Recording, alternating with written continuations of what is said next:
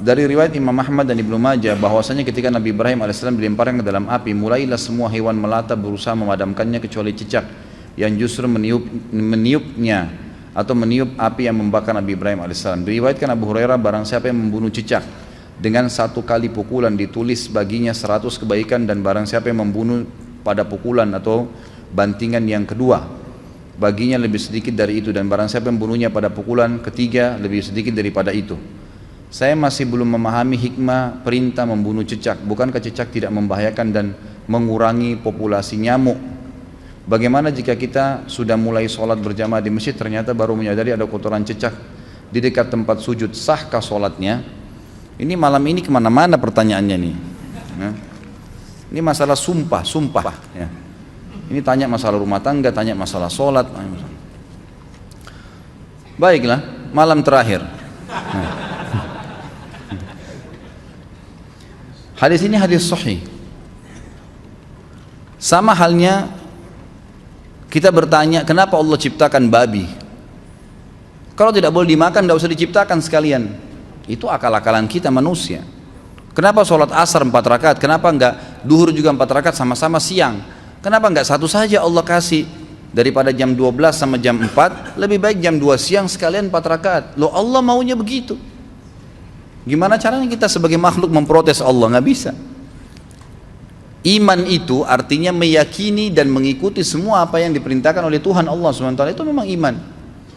Kalau masalah hikmah bisa ada atau tidak ada, tanpa ada pun tetap kita menerima hukum Allah Subhanahu Wa Taala. Nanti hikmah-hikmahnya datang setelah itu, gitu kan? Allah Subhanahu Wa Taala memang menciptakan cicak, memang dia makhluk yang diciptakan dan dia butuh makanan. Walaupun dia disuruh bunuh, dia butuh makanan. Ada beberapa hewan yang kita disuruh bunuh kan? Bukan cuma cicak, kalajengking, ular, ya, hewan yang berbahaya.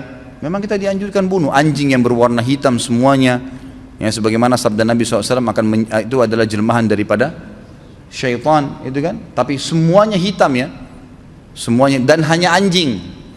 Jangan lihat orang kulit hitam. Pernah soalnya begitu di Madinah. Ada orang bilang pada saat dijelaskan ini, dia lagi tidur, dia bangun di kelas, dia cuma dengar kata-kata hitamnya boleh dibunuh. Dia bilang, Syekh, orang Afrika boleh kita bunuh kan hitam. Kata Syekhnya, ini anjing hitam. Nah, jangan salah faham. Jadi memang diperintahkan membunuh cicak, membunuh tikus, membunuh ular, kalajengking, itu perintah dari Allah SWT. Apa hikmahnya? Allahu a'lam. Saya terus terang secara pribadi belum mendapat hikmahnya, tapi sebagai orang yang beriman kita jalani. Kita jalani. Kalau satu waktu dengan berjalannya hidup kita dapat dengan ilmu teknologi canggih, ada hikmah-hikmah tertentu, ya alhamdulillah. Tapi tanpa itu pun tetap kita imani, gitu kan. Seperti itu. Kalau ada kotoran cicak, sesuatu yang kita tidak tahu memang dasarnya.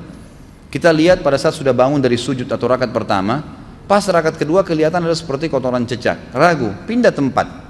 Bisa kita melangkah ke kanan atau ke kiri, gitu kan. Itu bisa pindah. Itu satu jalan solusi yang disampaikan oleh para ulama fikih. Jadi kita bisa pindah. Dan masalah sebelumnya kita kalau tidak tahu sempat tersentuh itu tidak ada hubungannya. Itu berhubungan dengan masalah orang tidak tahu. Sah saja sholatnya.